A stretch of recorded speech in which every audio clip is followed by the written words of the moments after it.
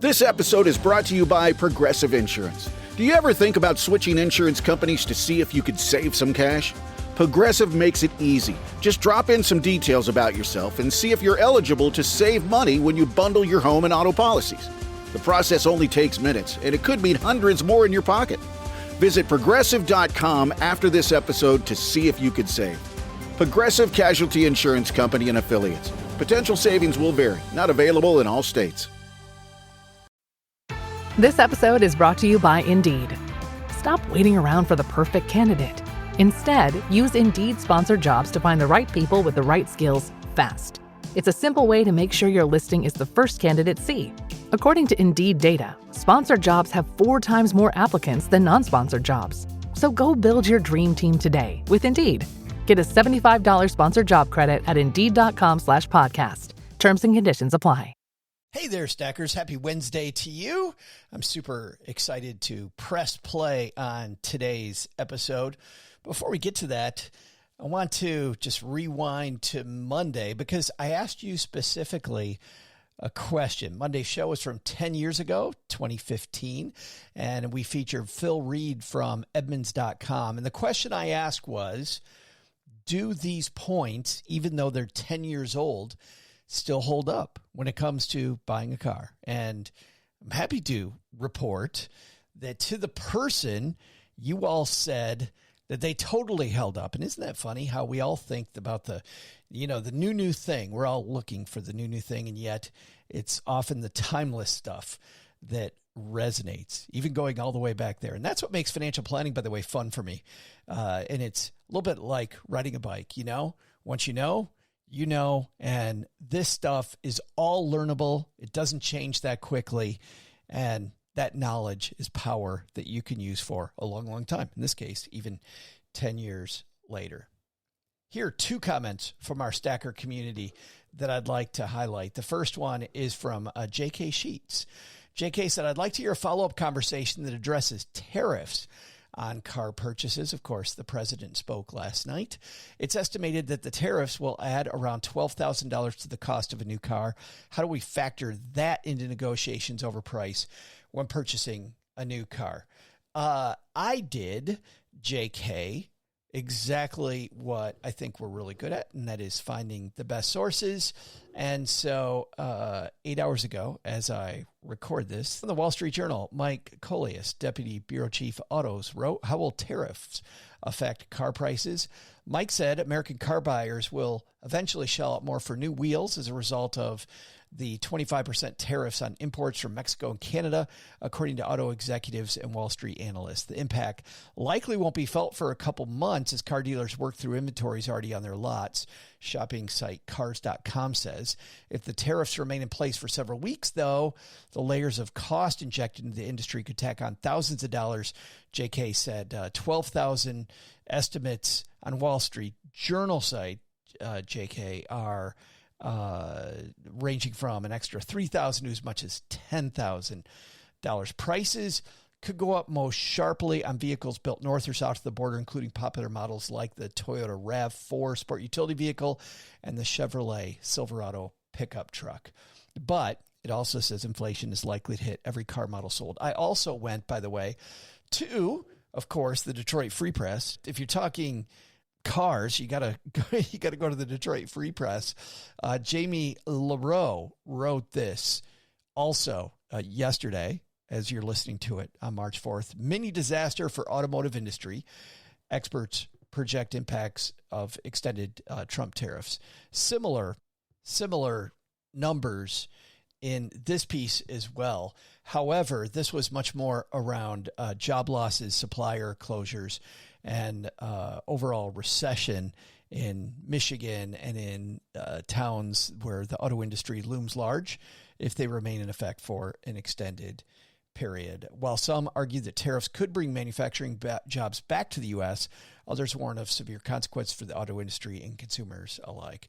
And I think that's a short-term, long-term thing, right? Over the short-term pain, but if over the long term they're able to bring manufacturing back to the United States, and how long would that take? The answer simply is I don't know. But specifically to the question, how do we use that in our negotiation, I don't think you're going to be able to, because of the fact that the cost to the good is going up. So I've mentioned before that I've used TrueCar. I've also used Phil's technique, pitting different car dealerships against each other. I think that's still your best way to negotiate. I also think that if car sales slow, certainly salespeople are going to be more excited about making sure that you get a deal. It's not going to feel like a deal. It's going to be higher than it is now. But if there's ever a time to no negotiation, it's, of course, when you're negotiating across from a company that really, really needs you to buy this car. Silent Shade had a comment as well. The car tips were all still relevant. An update video be useful to address recent trends in car market and EV hybrid vehicle buying new used. I almost bought a plug-in hybrid, great online price last year when trading in my very old vehicle, but backed out when I learned that dealers are now allowed to submit the tax credit paperwork to IRS on your behalf and bake it into the price deal. My income's too high for this credit, but dealer didn't get it. I do not like that dealers can submit on your behalf. I didn't know that either, Silent Shade. So thank you for that note. And certainly playing these from 10 years ago definitely shows me that baked into the cooking later in 2025, we need to talk about cars again. Definitely something we want to do. So thanks for the suggestion. And before we roll, if you're listening to this on the day that this comes out, March 25th, 2025, today we are releasing our tax guide. And I'm so excited, guys. It is so full of strategies, explanations, and ideas for you to plan your taxes better and also to uncover every rock when you're filing your taxes. It's broken into two halves. The first half is all tax strategies. These are things that you're going to want to use all year long. And then over the next 6 weeks, right, until tax filing day, the second half is all different tax filing scenarios and all the little things that you need to know, including a segment we're going to do next Wednesday here on the show. Which tax software should you use? You'll get a preview in the guide. It's stackingbenjamins.com/tax guide.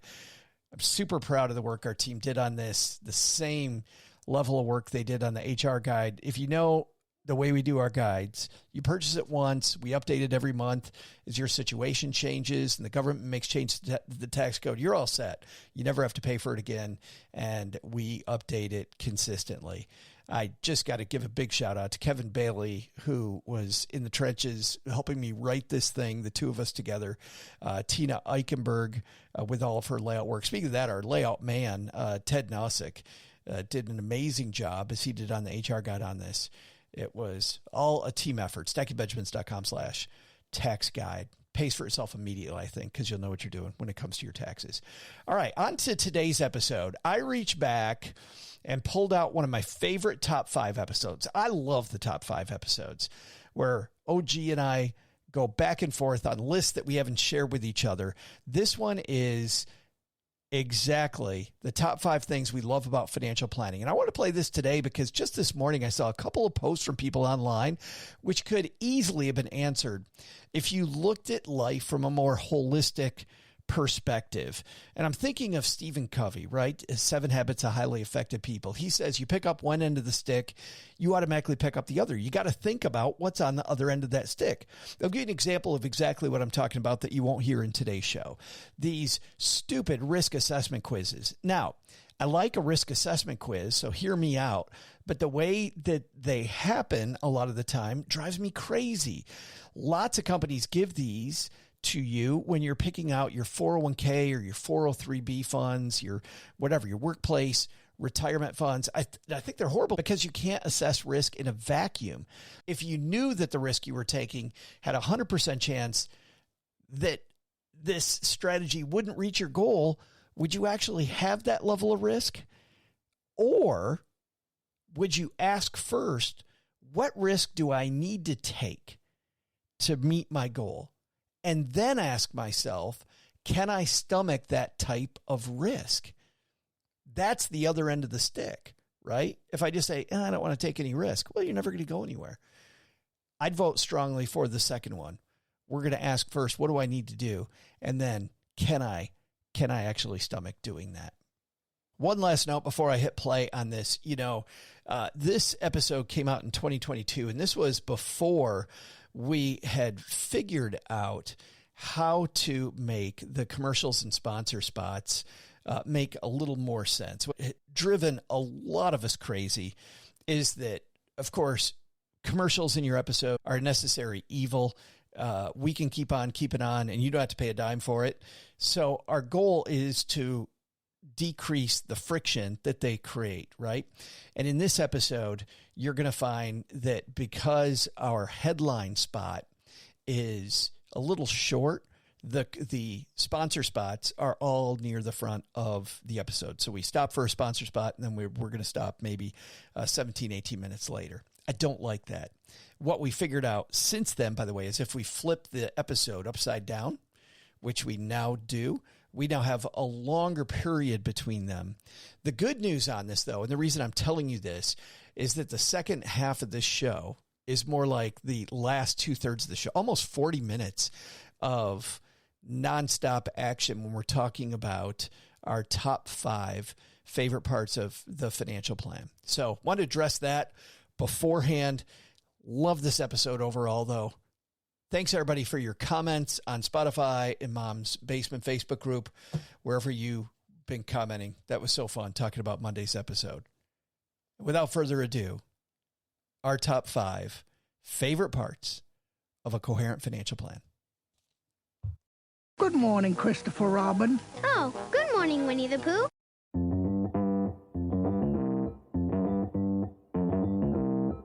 Live from Joe's mom's basement, it's the Stacking Benjamin Show.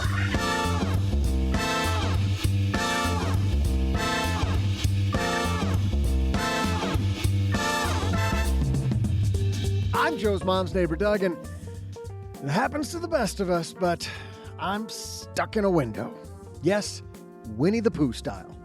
Long story, tell you later, but luckily my mic has a long cord and Joe's arms aren't tired yet. Keep pushing back there, Ma! I may be stuck, but today we'll help you get unstuck with your money, and we'll list our top 5 parts of financial planning. In our headlines, Chinese stocks are rocking. Should you invest? We have thoughts. And since I'm stuck here in the window, why don't we make lemons out of lemonade, and I'll share some very good trivia. Wait, is Winnie the Pooh even a bear? He's a Pooh, right? And now, 2 guys who will never let you get stuck in the hole of bad investment. It's Joe and O-J-J-J-J-G.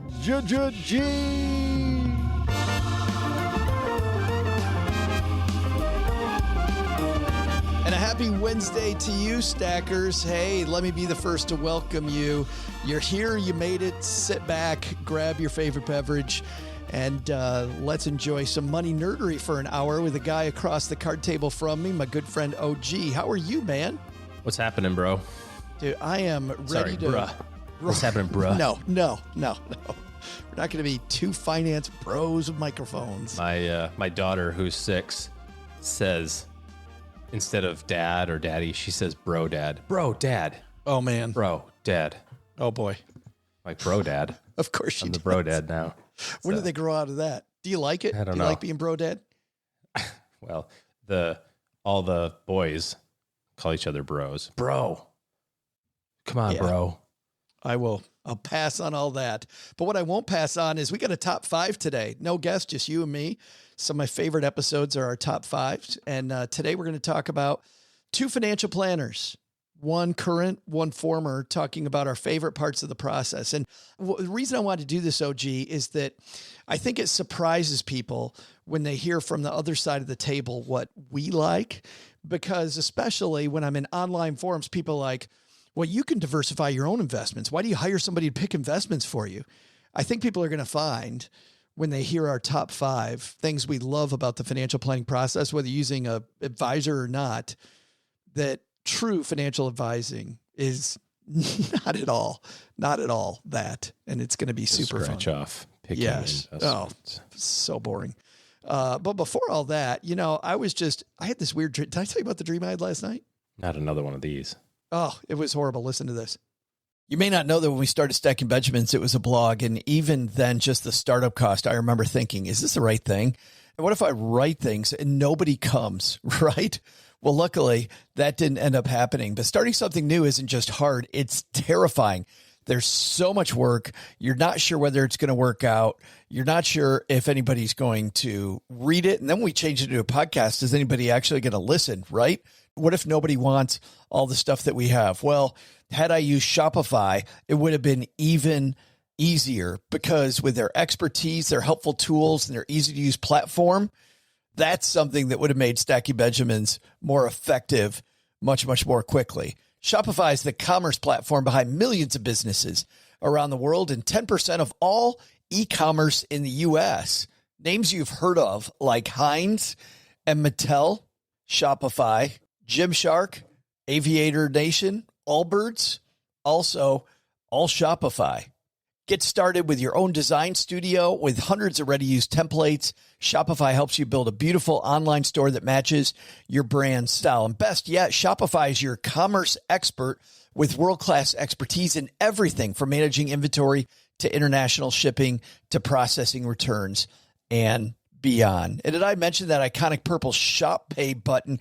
It's used by millions of businesses around the world. It's why Shopify has the best converting checkout on the planet. It also helps boost conversions, meaning less carts going abandoned and more sales for you. So you're stacking Benjamins much more quickly. Time to turn those what ifs into with Shopify today. Sign up for your $1 per month trial today at shopify.com/SB. Go to shopify.com/SB. That's shopify.com/SB. Dell PCs with Intel Inside are built for the moments you plan and the ones you don't. They're for those all-night study sessions, the moment you're working from a cafe and realize every outlet's taken, the times you're deep in your flow and can't be interrupted by an auto update. That's why Dell builds tech that adapts to you. Built with long-lasting batteries so you're not scrambling for an outlet, and built-in intelligence that makes updates around your schedule, not in the middle of it. Find technology built for the way you work at Dell.com/Dell PCs. Built for you. Well, I guess it was really good. Isn't that good? Intriguing. Yes. We got top 5 things we love about financial planning. Before that, a great headline. So let's get started. Hello, darlings. And now it's time for your favorite part of the show, our Stacking Benjamins headlines. Our headline today comes to us from Market Watch. We haven't talked about this topic in a while, and this headline, OG, gives us a great opportunity to do it. This is by Steve Goldstein. Steve writes, Chinese stocks have been on a tear. Morgan Stanley says it's turning even more bullish on China.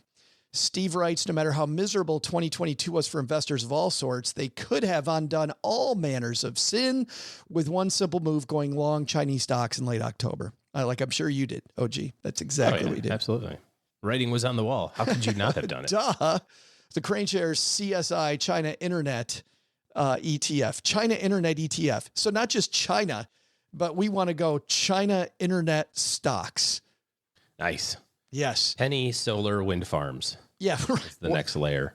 Why wouldn't you have been in this area with 100% of your money? Has exactly double. Okay. He writes, rose 99.88% from its January 24th intraday low. Of course, no one in their right mind would have made that investment allocation. So here in the real world, the question really is how far the rally can go.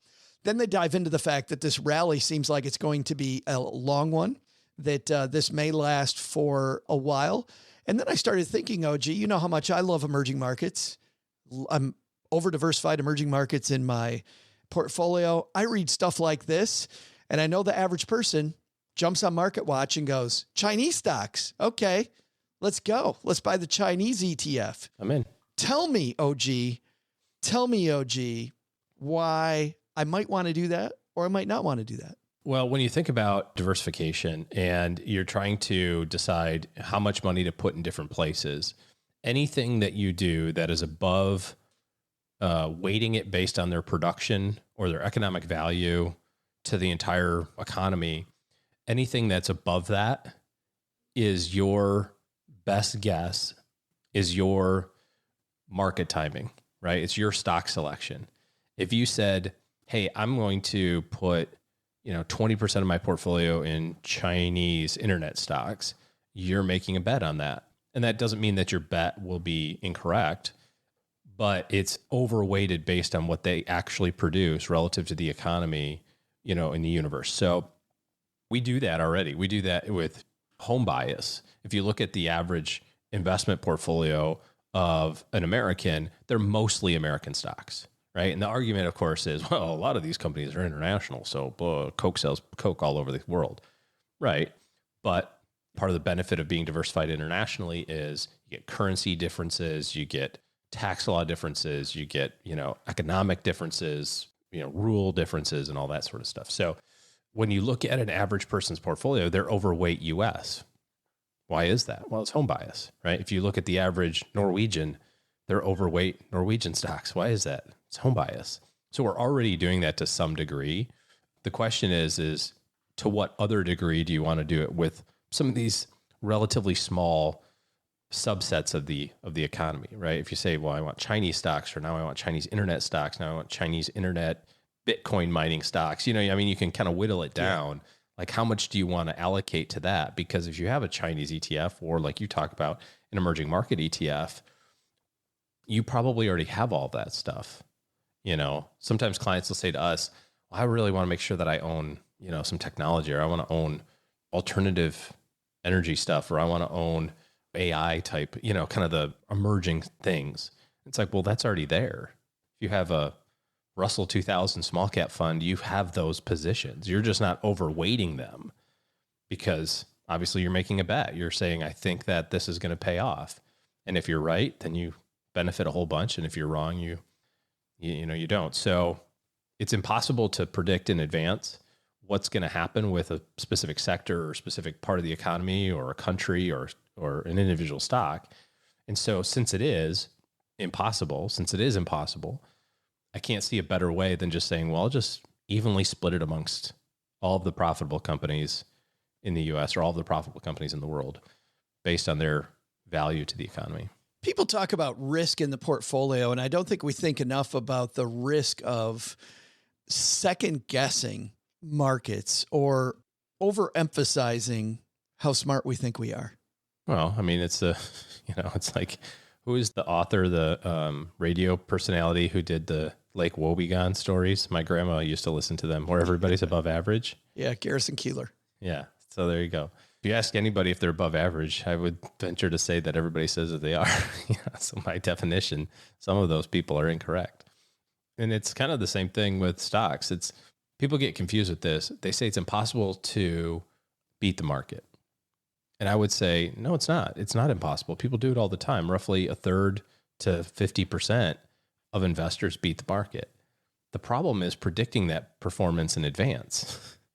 And so if you can't predict it in advance, and the second part of that is it's not repeatable. So there's no persistence of that. So it's like if you did it 10 times in a row, there's no evidence to suggest that means that you'll likely do it the 11th.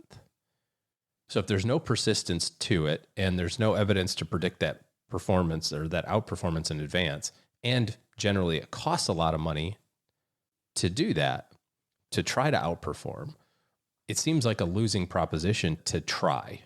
It doesn't mean you won't be successful, because there's plenty of people who try and who are successful. I was reading an article about the top hedge funds from 2022, and some of them were producing 50, 60, 70% returns. That's outperformance. It's significant outperformance. Does that mean that they're going to do it this year? Can we bet that they will because they did it last year? Of course not. Are the people who invested there super happy that they got it right? Yes, they are.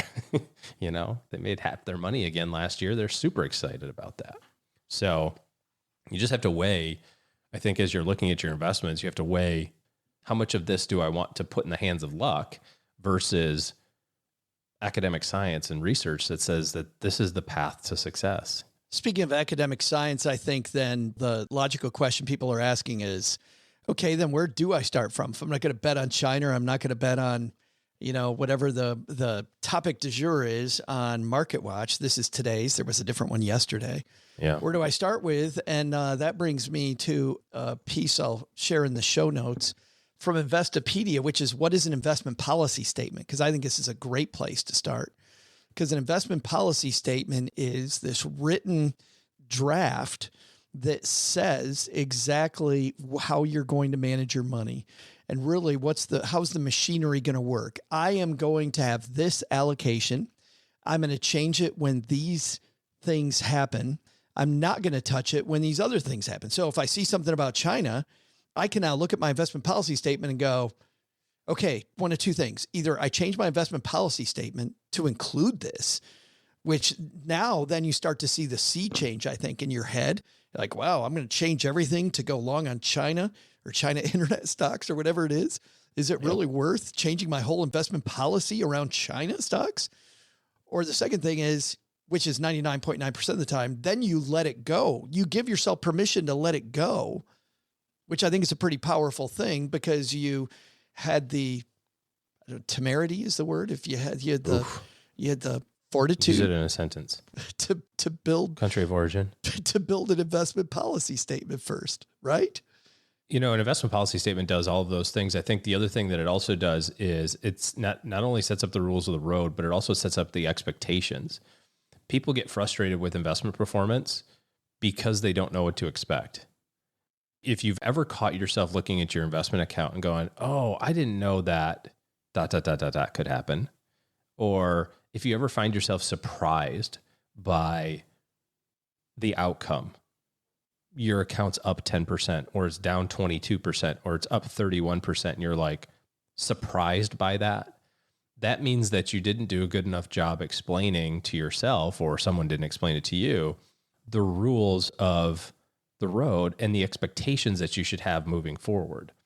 And where investors get in trouble is those expectations don't line up with what's actually happening.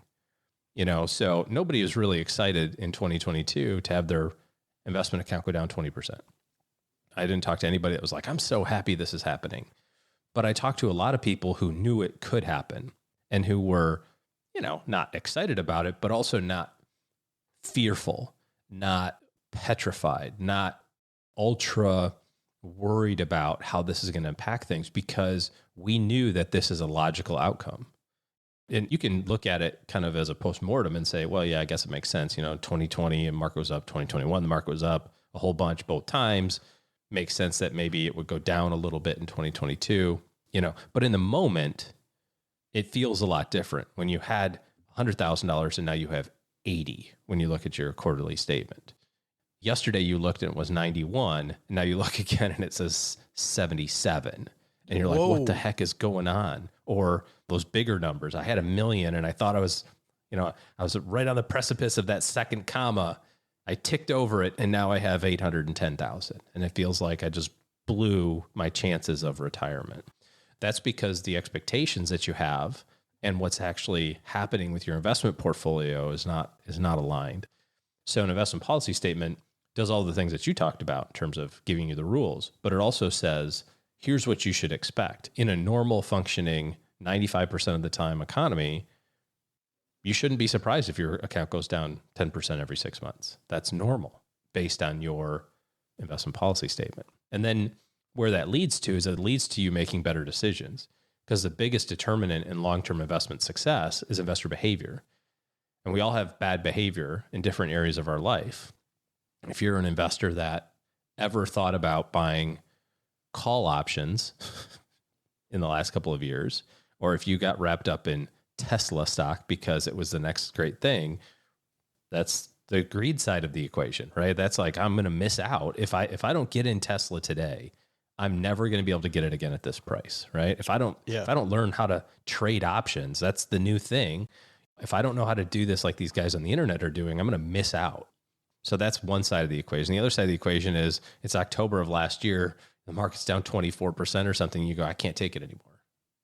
I'm going to do something different now. I'm going to put my money in Chinese internet stocks or something. Right. So, which actually would have been a good thing based on that previous article. Yeah. I love the idea of a monitoring and control process. And that's really the key to, I think, the investment policy statement for me. It's really quite astonishing to me to look back and look at the impacts of compounding. It's so hard to see in the short run, and it's so hard to see just over short periods of time with your money because you can't really make it logical in your brain. But Joe, you were born slightly before 1970, but 1970 was 52 years ago now, right? So if you invested $100,000 in 1970 in the S&P, how much money would you have today? I'm going to say $700,000. $700,000. $100,000 invested for 50 years, dividends reinvested, you think is $700,000. Would you like to change your answer? Yeah, it's going to be higher than that. I'm just trying to do the rule of 72. Uh-huh. So your first guess was 700,000. Pick another number. Yeah. 1,300 or 1.3 million. Sorry. Yeah. 1,300. Okay. Okay, Doc G. Oh, you didn't say if I was investing in Chinese internet stocks starting with $100,000. Yeah. No, the right answer is 14 million. 14 million. I only missed it by a factor of 10. That much. Yeah. Factor of 20 on the first go round. So I doubt that initially you could think that, you know what I mean? Like you can get there, you could do the math like 72 and you go, okay, it has 7 years. It's going to double every 7. There's, 7 of those. So I can do. But it's still impossible to even believe that. We just have to invest money and not bleep and touch it. That's the key to all of this is stay away from Market Watch and stay away from anything that doesn't rhyme with leave it the hell alone. Because if you play with it too much, you might go blind. I don't know. Is that our takeaway? I hope that's not our takeaway. You play with it too much, you might run out. I mean, that's the key. So build an investment policy statement, and then there's no surprises. That's what you're trying to do. Don't have surprises. If you want to know details about how to build an investment policy statement, we have a free newsletter that goes out the day after our Monday and Wednesday shows called the 201.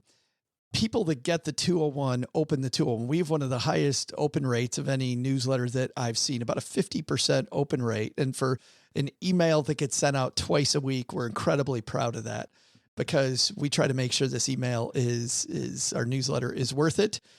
Super proud of it. But we're going to dive into investment policy statements. We'll dive into everything we talk about on the show with links and get more granular in the 201, of course, named because this is the 101. 201 will teach you even more how to do it. StackyBenjamins.com/201. Of course, it's always free. And if you find you're not opening it, unsubscribe whenever you'd like. But I think you're going to open it if you get the 201. Coming up next, OG and I dive into our top 5 pieces of putting together and monitoring financial plans. What do we like best about the financial planning process? Haven't done this top 5 before in almost 12 years. So we're super excited to dive into that. But before that, Doug, I think you've got some trivia for us. We haven't even mentioned, by the way, Doug, still stuck in the window. Not sure what that's all about, but, like anything here in the basement, I think we'll go ahead and run with it. Just yell, Doug. It'll be fine. Doug, it's your turn. Hey there, Stackers. I'm Joe's mom's neighbor, Doug. It's Winnie the Pooh Day, and yes, that's how I got into this predicament in the first place. That and all my holiday candy. It was Joe who wanted to take a pic for the socials. Get in the window, he said. It's going to be awesome. It'll be just like Pooh.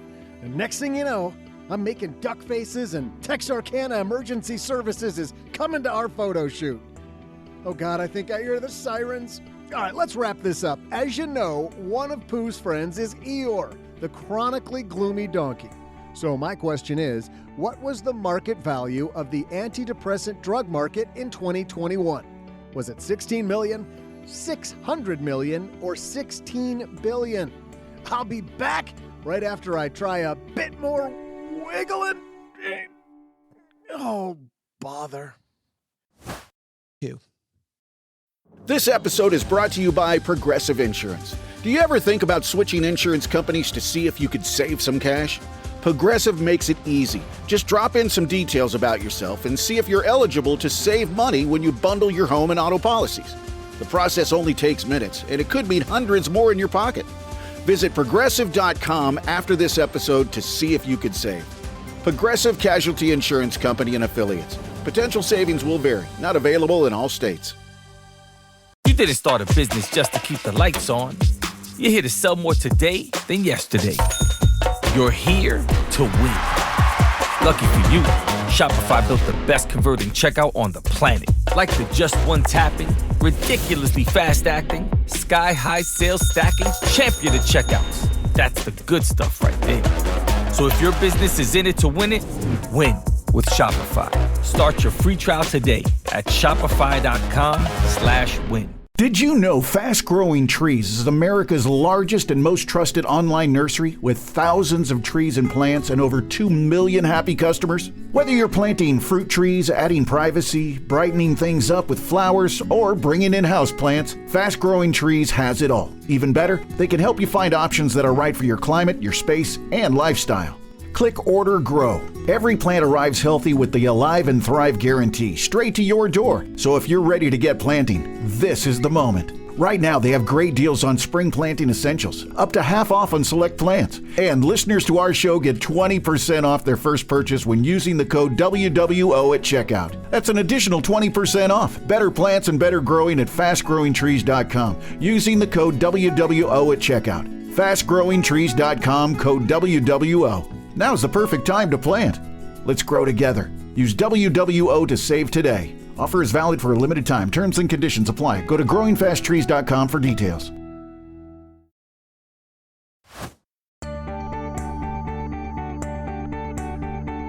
Hey there, stackers. I'm Human Wall Cork, and this afternoon, dieter, Joe's mom's neighbor Doug. Poor Eeyore. It's not his fault. And thanks to better living through pharmaceuticals, he can get out there doing the happy dance with Tigger. So, according to Allied Market Research, what was the market value of the antidepressant drugs market in 2021? $16 billion. That's a lot of honey. And now, here with their top 5 favorite parts of financial planning, let's send this back to Joe and OG.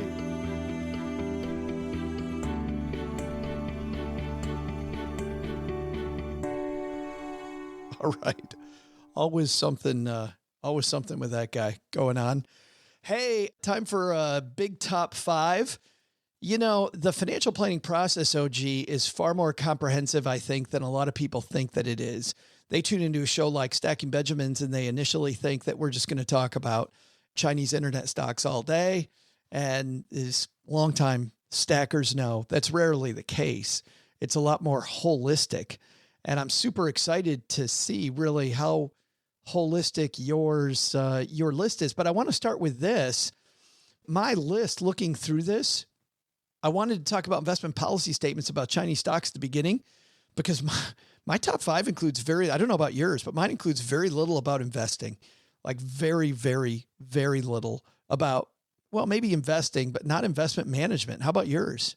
Yeah, I might not have understood the assignment as well as you understood that. So we'll just run with it. I don't have any investing things on mine either, but yeah, we'll see if I did the homework correctly. Well, what I like about this type of homework is, favorite's subjective anyway. So I don't think there's going to be a right or a wrong approach to this thing, but it'll be fun. Yeah, I'm glad you say that now. You might, when we're done, you might say, okay, that was the exact wrong approach, actually. I haven't seen your list. Obviously, you haven't seen mine. We're going to run with it. Do you want to show me yours and I'll show you mine? Pass on that. We'll just expose them as they come up. This is getting bad in a hurry. All right. Mr. UK announcer, let's do this. Number 5. You want to go first? You want me to go first? I'll go first. I don't care. It's fine. I think the easiest one when I think about the things of planning is how you can take something like we talked about just a few minutes ago. In 50 years, you get $14 million by starting with a relatively small sum. In the grand scheme of things, 100 grand is a lot of money. Yeah, I get that. So taking all of the stuff and saying, okay, you're 45 and you want to retire when you're 65, you only need to have $4.5 million. And you look at your investment statements and you're like, yeah, there's no way. I'm not There's kidding no there. way that this is so off the charts. And instead, what we try to focus on is, let's not think about that 20-year goal. Instead, let's think about the next 6 months. So what are the 2 or 3 things that you guys need to do over the next 6 months?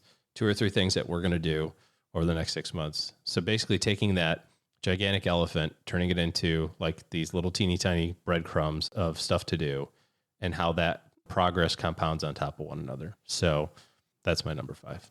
It's funny because that particular thing appears in 2 of my top 5, because I am right there with you. Mine are further up because I love that piece. I love the fact that we can focus on the next 6 months and eat just a little piece of the elephant, and we will get there. And we just focus on these little things now. We're not going to focus on that big, huge picture. We're going to get there. And I just find that so exciting and refreshing and enlightening to so many people. Mm-hmm. You're kidding me. If I do these little things today, I'm going to reach that 4.5. Yes. Just need to focus on this little stuff. Yep. It makes that day-to-day so much more powerful. And you and I have talked about, we've had guests talk about being present. We said Dr. Bob Waldinger on last Monday talking about happiness, happiness being in the moment, experiences in the moment. If you can do things that are in the moment, not only is it better planning, it's more fun. It just makes it a better time. My number 5 is the tax strategy piece. And certainly money nerds, OG, already know Roth conversions. And I kind of roll my eyes at that. And, mega backdoor Roth IRA. Okay, that's good. Some of that stuff. I'll tell you what I really like are some of the little nitty gritty things, like when you can look at somebody's situation and change the way dividends get paid around so that it saves them some money on taxes and makes their portfolio hum better. Like often we spend a lot of time talking about the investments and what investments we need. Do we need Chinese internet stocks? But we don't think about the right place to put those. And when we can make the goals align with the tax strategy, and the tax strategy is more than, this year I can put X amount of money in the Roth IRA, so let's do it.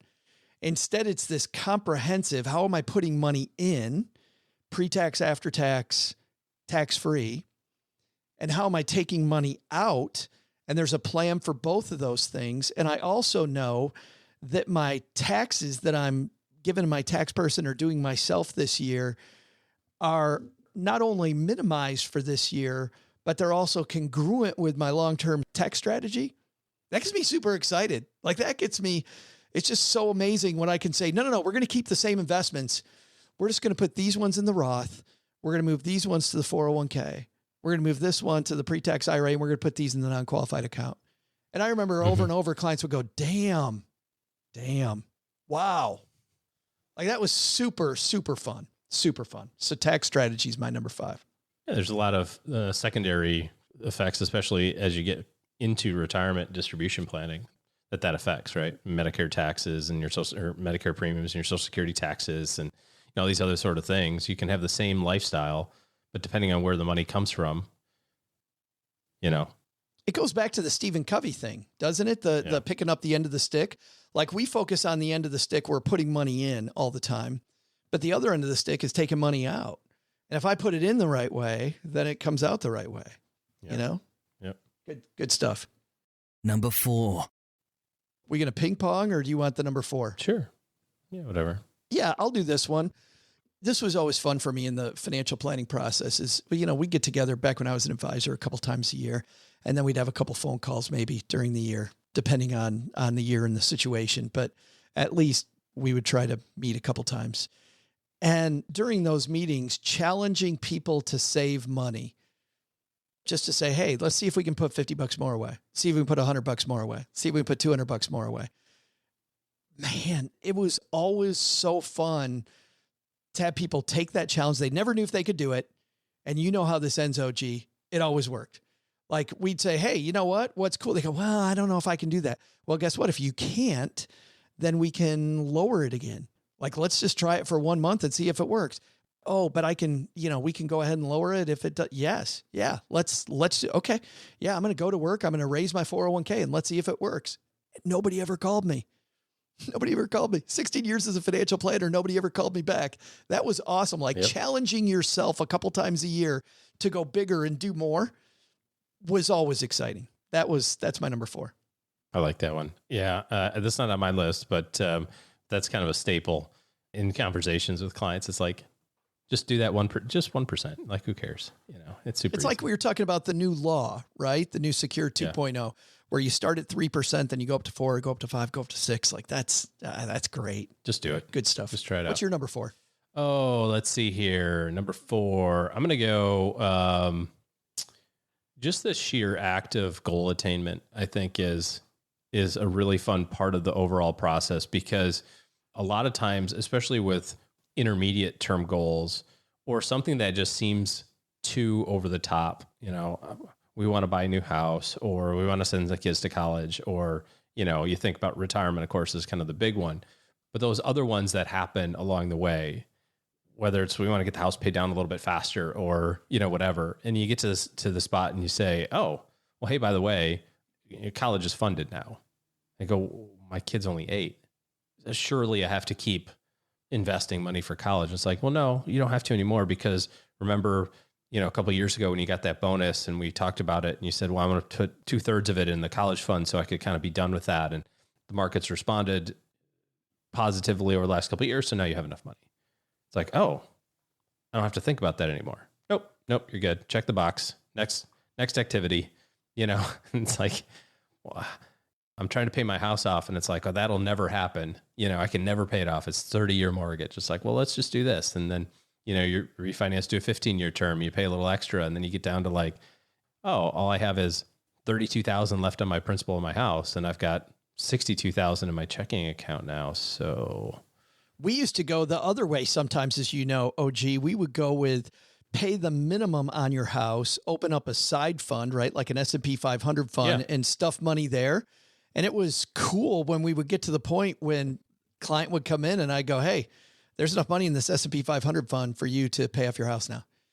Like whichever way you get there, I feel like as you were talking, I was just thinking about how every time I go on vacation, I try to close my suitcase as I'm coming home. Cause you buy some trinkets, we went to these Christmas markets, and I think about the 3 sides of the suitcase. Like, I feel so good as I close up one side of my suitcase. I'm shoving my hand out on the others. But the fact that this one is done, right? When you tell your client, hey, college is funded, kid's only 8, I feel like you close that part of the suitcase. I don't have to worry about it anymore. It's fine. That part's going home. That part of the plan is going home. Now I can shove even harder on the next part of the suitcase to try to get that part squeezed in. Try to get the rest of it in there. Yeah. No, that's good. Goal attainment. Number 4. Number 3. We'll just go back and forth. So for me, number 3 it kind of is your number 4, I think, more along the lines of complex problems. There is some truth to and we have to be respectful of this. You and I have talked about this on the show. We're like, hey, didn't we cover this before? Do we have to talk about it? Financial planning is a lot like your daily dose of vitamin C. And preaching the good news of financial planning and the stuff that we talk about is you don't retain it. It's like vitamin C. You could take all the vitamin C in the universe today, and tomorrow you'll just pee it right out. You don't get to, you have to take it again tomorrow. You just have to. Some of the stuff that we talk about, 12 years ago, there were 24-year-olds today who were 12, that didn't know that Stacking Benjamins existed. So they're just starting their journey and going, I don't know anything about this stuff. Where do I start? The monotony of that, we got to have a lot of respect for, because for us, it's the 700th time we've talked about put money in your Roth and it's $510 a month, like whatever, just do it. It'll be fine, and add 1% to your vote. We've said that 7,000 times, but it's the first time some people have heard it. That being said, for me personally, I really like it when it's like this gigantic puzzle of chaos, whether it's just too much stuff going on, too many goals, not enough money, too much complexity, whether it's things like, oh, I don't know. I mean, you could have, hey, we're doing this and we've got this inheritance and we've got these, this complex tax issue, and we're business owners and we have employees and all of this stuff, and taking it and turning it into, how do we get each one of these things to work together? Because financial planning is not, like we said at the very beginning, it's not just investment returns. And a lot of people get frustrated with their advisor when all they do is talk about money, talk about investments, because that's one of the areas of financial planning. But when you make decisions in your investment plan, you're making decisions, having effects in your tax plan, you're having effects in your estate plan, you're having effects in your cash flow. And if you don't know how all of those things work together, I think you're doing yourself a big disservice. So being able to kind of take all of those different pieces and have an idea of how each one of them interact with all the other areas of your financial life, kind of that complexity, I think that's the most fun that I have doing planning now. Yeah, I love making it all dovetail, seeing all these things which are going all different ways and making it all streamlined. And we know that it's almost like, YNAB, where every dollar has a purpose, right? Mm-hmm. Ahead of time, that type of a budget. For people who don't know, YNAB is a popular budgeting system where you budget out every dollar before it even enters your wallet. So exactly it's got a job before it goes out. It's kind of like that on a macro scale, on a planning scale, that you're doing the same thing, which is funny because that's very close to my number 3, which is in my book, Stacked. I begin chapter 1 with timelining out your goals. And timelining goals was always one of my favorite things to do. And that's my number 3 for the very much the same reason, OG. We have all of these different goals and ideas and things that we want to do. And I found that by visually putting them out against each other and making them MMA style kind of fight it out, right? Which one of these goals is going to survive? Because as I put myself as a stick figure down at one end of the piece of paper and I draw a line that represents the rest of my life and I put all these goals on the timeline, then I naturally go back to today and say, okay, how much do I put toward each of these? And to your point, if there's not enough money for all of them, then I finally have the discussion that matters, which is, what are my values? Do I really value retiring at 55 over putting my kids through college? Do I value college over retiring at 55? Do I value the second home? Do I value all these goals start fighting it out for your dollar and for your attention. And we often find that we're focused on completely the wrong things. Our money is flowing to the things that we care about the least when we timeline out our goals. And it's funny, I've had some pushback because I really think this is a good book for people in their early 20s. And I had some pushback of, listen, these people are thinking day to day. They're thinking about how do I make ends meet? I was there. And if I had started earlier on thinking about what are these long-term things that I'm trying to reach, if I had focused more on that in my early 20s versus what I did, which was just think about the next paycheck and the next dollar I could spend and how I could screw it up more, man, I would have been so much further ahead. It was so much further ahead. Like if you ever want to get out of that day-to-day thinking, if you're listening to this and you're in this day-to-day thinking, start timelining out your goals, timeline out the big stuff. It'll frustrate the crap out of you, by the way, because you're like, I can focus on none of this. I got to focus on how to eat tomorrow. That's fine. But that first extra dollar you finally make when you make a break, when you get a break, you're going to put it in the right spot. And that win will then propel you to more wins. So I love this idea of timelining your goals. And the ahas that people got when we would show them where the money was going versus what we valued was a big aha. Super fun. Yeah. Add to that the other people that you care about in your life. So if you put your OG's 45 and then you put wife, kids, grandmas, grandpas, and you start putting timelines on the different college for the oldest and weddings and, that sort of stuff, you go, holy crap. This lines up the same time that all these other things line up. Like I thought I was 15 years from now going to be buying my vacation house. It's like, well, no, because that's when my daughter's going to college. I got these other priorities. Yeah. And for the first time ever, you're thinking about the fact these are happening at the same time. Yeah. Possibly. Yeah. I'd like to retire in 15 years. Nope. Psych. You'll have a junior in college. Nice try. Well, and that's why between your number 3 and my number 3, that's why I think it's so much more valuable than just writing your goals down. We hear this, especially this time of year, write your goals down. No, man, just timeline them out. It helps timeline too, them out. For sure. Number 2. My number 2 is the other half of what we've been, your number 5, also your number 3, which is milestones. I love milestones for these big goals. To your point, when you say, if we focus on these things the next 6 months, what I liked about this, I would have my team put together, OG, where my client needed to be by today.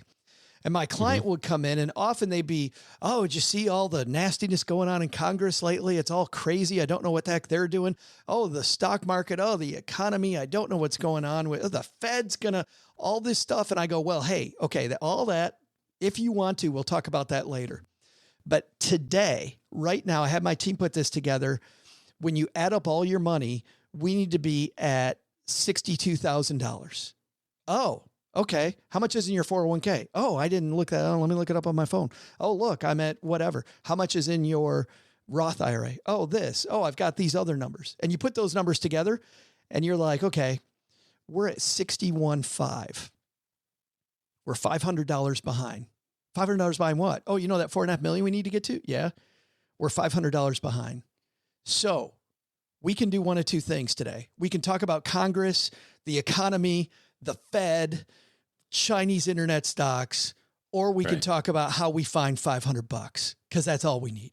We got to keep doing the things we're doing and we got to find $500. And all of a sudden we switch from all this, excuse my language, we switch from all this bull to the stuff that we can actually control. And the whole milestone thing twice a year was just a godsend. It was so fun. And the celebration, when we were ahead, we'd go, okay, do you want to take a break for the next 6 months? What are you talking about? Well, we're way ahead.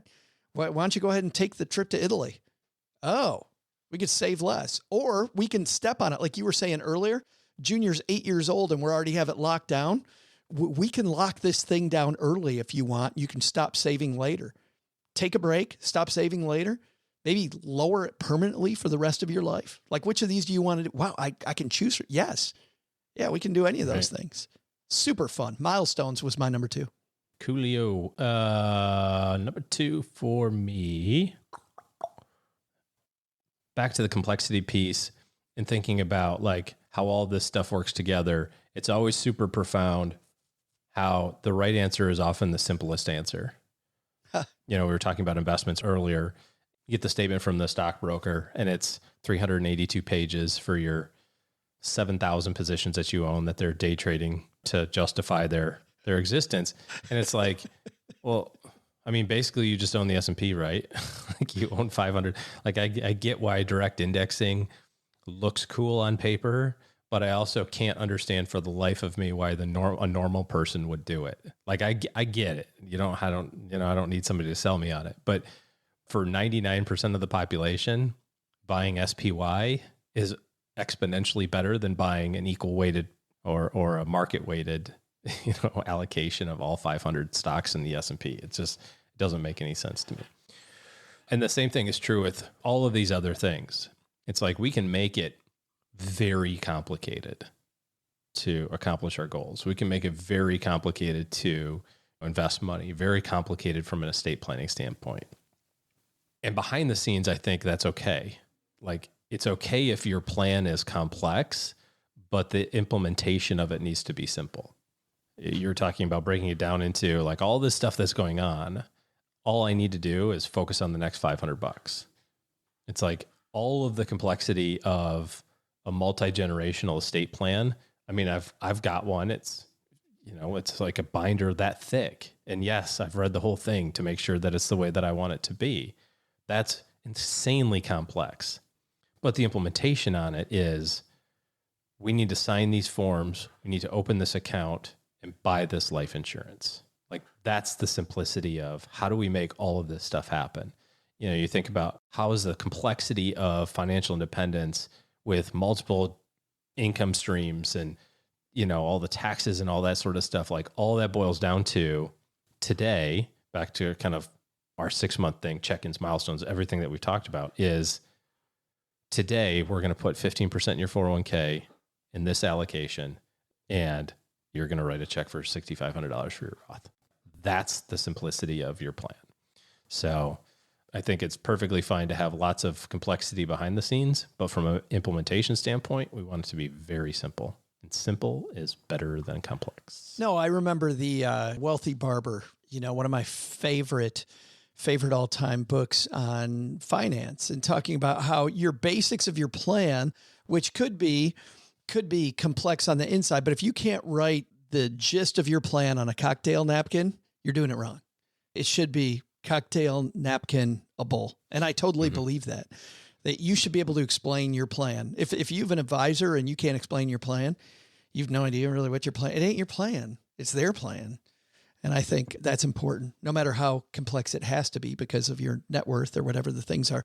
What I also loved about this, OG, about when you were talking was, how important does that make it then, even if it's not an advisor, if it's just a friend, to just share like your goals with somebody else or share like what you're thinking with somebody else? Because how many times have you had all this crap in your head? There's a guy that you know in Detroit who was a coach of mine, who I went to meet with one time. I'm like, oh, I can't think because I got like these 50 things. He goes, let's write them down. I'm like, this is going to take like 6 hours. Like how about if I come back next time and I have him? He goes, nope, you're clearly freaked out. We're going to write them down right now. You know how long it took me to get that crap out of my head? Like 2 minutes. Right. Like there were clearly 3 things that were clogging all Joe's wheels that were so big in my head that once I wrote them down, just telling it to somebody else took this complexity that I thought and made it far simpler. He's like, okay, now that we have these written down, let's just create a plan. Boom, boom, boom. And within like a week and a half, we had all 3 of those huge things in my head solved, which I think is the importance of just running this stuff by somebody else. Because often where we see complexity or we freak out, somebody else who's not there in the trench with us won't freak out in the same way. I think it's time for our number 1. I think so. You want to do your number 1 drum roll? Yeah. No. That's OG. I missed the drum roll days. It's a long All time right, what's ago. the number 1, OG? Oh, wait a minute. Mr. UK guy. Number 1. There we go. It's my number 1, isn't it? I'm sorry. Well, I mean, you can go. I can go. I don't care. You want to rock, paper, scissors for it? I think yours is going to be the better one. I think yours is going to be the better one. So I think we'll wait on yours. Mine is just surprising. I don't know that it's big aha, but it's going to be surprising for people. My favorite thing, and the reason I thought of this, my favorite part of this whole thing is risk management. I just love talking about risk management because I think so many people get risk management wrong. They do it wrong. They think about insurance, which is wrong. They think about, they don't want anything to do with it. But when you put together a risk management strategy, you sleep better at night. It's congruent with your investment plan, meaning you can be more aggressive. Like because my risk management's in place, I'm more aggressive with my investments and I don't worry about them as much because I know that if I need money the next 6 months, I got a place to go for it, right?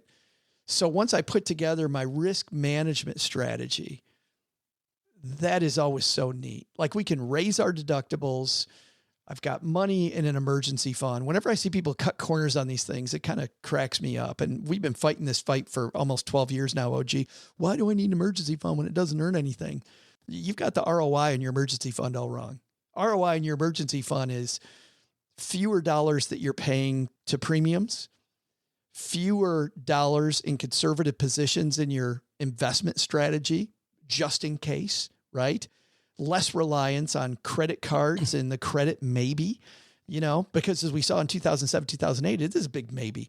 They'll cut that crap in a hurry. They go, nope, you don't have this. They've already done it. Yeah. Yeah, you don't have this access to credit that you think that you had. So all this reliance on all this other stuff and this, putting together a great risk management. When I could save people a bunch of money on insurances and at the same time we had better insurance, it just still makes me giggle. My favorite part of this whole thing, risk management. Yeah. Nobody makes a really good decision when there's a lot of emotional stress going on. We were watching the national championship football game a couple of last week. And you mean the national championship blowout? Yeah, exactly. The national blowout. The Georgia senior night is what they called it. Right. Nick Saban was one of the commentators early in the pregame. And he was like, they're like talking to him like, well, how are the players feeling? Are they nervous? Are they excited? Are they emotional? And he's like, listen, if you're too emotional, you make bad decisions. If you're too jacked up, you're making bad decisions. And that's the same thing that happens with your financial plan. If something bad happens, if you haven't game planned that already, you're going to make a bad decision because you're too emotionally charged in the moment. You think about like the terrible things that can happen that end up turning into money issues, right? Somebody gets sick or hurt for a period of time, or, you hit by the mail truck or something like that. You hear these things and you go, how did that person make that decision? Well, it's because they hadn't game planned it in advance. Not to mention you're actually probably saving money by having extra money in cash, because while you're not getting a return on your cash, you are getting half less car insurance premium because your deductible is $2,500 instead of $500. Yeah, we get so focused on, I'm only getting 1%. No, you're not. Yeah. Getting huge numbers all over the place. And then Mrs. OG smashes the minivan. You got to write a $2,500 check. And you're like, why did I pick that? That was ridiculous. What? Did that happen? Thinking? No, that didn't happen. No. Of course it did recently. Not that you're bitter and would bring it up on a podcast. Not that I'm bringing it up at all. Every week. It's a little passive aggressive. It's, we'll see if she listens to this episode. All right. My number one is being the guide. Thinking about financial planning is pretty interesting when you're doing it on your own. You're going, okay, I've got this time, I've got this money, I've got these resources. I want to retire by this date. I want to send my kids to school. I want to do all these things. And you've got your life to live. And I've been lucky enough to have been doing this for now almost 25 years. What's fun is kind of going up and down this path back and forth. It's like we go all the way to the end with somebody, and then I come back to the beginning and I'm like, okay, cool. Check this out. We went a slightly different way this time, but there's some good parts and some not so good parts. So let me go with you this time, and I'll show you where all the good parts were. I'll show you all the pitfalls, because while you have one retirement journey or one financial independence journey, or, you've got the one thing, we've done it hundreds of times, kind of up and down. You're dealing with, how do I pay off my student loans? It's like, oh yeah, well, yeah, we know how to do that. Done that before. Been there, done that, got that t-shirt. It's like, how do I manage? I got 2 kids. I need to send them to college. I got da-da-da. It's like, cool. Yep. Know how to do it. Let me show you all the success rates. Let me show you the things that failed. Like we talk about efficiency and your favorite phrase, broke professors, with the mortgage stuff. And it's like, okay, yes, I get it. Mathematically, it makes sense. You should have the biggest ass mortgage you can find and invest the difference. Okay, yes, you should do that mathematically. And then on the other hand, it's like, but I've seen 200 people retire in the last several years and none of them had mortgages. So you get to see some of the evidence. Yeah. Yeah. Maybe we'll do the success says, math says this, but I can observe this, as an example. So that's probably the most fun for me. Seeing the skeletons in the closet was what was the big aha for me. That these mistakes that people think that the smart people aren't making, right? Now they're making those mistakes too.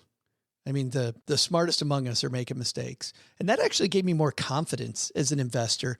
I kind of wish, which is why I kind of wish we were more open. It's also why I wanted to go into podcasting, was to be able to talk about this, that, you know what? The smartest among us, the richest among us have made some monster mistakes. The difference is really, it's almost like customer service. They say good customer service is one thing, but service recovery as a statistic, far more valuable.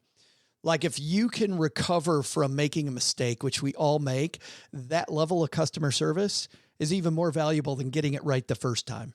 Like it is just statistically, that's when you win people for life, is you mess it up. That's what I think the best among us do, is they make these mistakes and they learn from it and they respond in a stronger way. They don't give up. They keep going. Yeah, it's awesome. I think you got the assignment right, man. Okay. All right. That was great. We're going to list these on our show notes page. Of course, as I mentioned earlier in the 201, we will dive even further into these. Kevin's got his work cut out today with a bunch of links going. It's a lot of yappy today. Yeah. Sorry about that, Kevin. Going even further into the StackyBenjamins.com for the show notes. You'll find those right on the front page when you scroll down to the bottom of the front page with our show notes. And then the 201, StackingBenjamins.com/201. On that note, OG, speaking of risk management, we talked last Thursday on Fireside to Eric Sorensen about getting your homeowners and car insurance better. Some people brought their homeowners and car insurance to that and were able to save some money. We're going to play clips from that in an upcoming headline, OG, to bring people some of that. More Firesides to come. We like it when you're able to ask questions, ask your own questions of our guest as well. All right, that's going to do it, I think. Doug, it's your turn, man. What? So I don't even know what to say. Doug, what should we have learned today? So what should we have learned today? First, take some advice from our top 5 list. Think your financial plan is all about invest, invest, invest? You may not be thinking wide enough about your financial house. Second, Chinese tech stocks? Maybe, but begin with your investment policy statement and work backwards. What stocks do you need to reach your goal? That's where you begin. But the big lesson?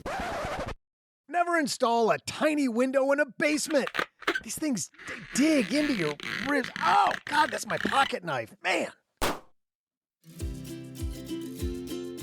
This show is the property of SB Podcasts, LLC, copyright 2023, and is created by Joe Salsihai. Our producer is Karen Repine. The show is written by the brilliant Paulette Perhatch with help from me, Joe, and Doc G from the Earn and Invest podcast. Take a deeper dive into all the topics we cover on each episode by checking out our newsletter, The 201. You'll find the 411 on all things money at The 201. Just go to stackingbenjamins.com/201. Tina Eichenberg makes the video version of this show.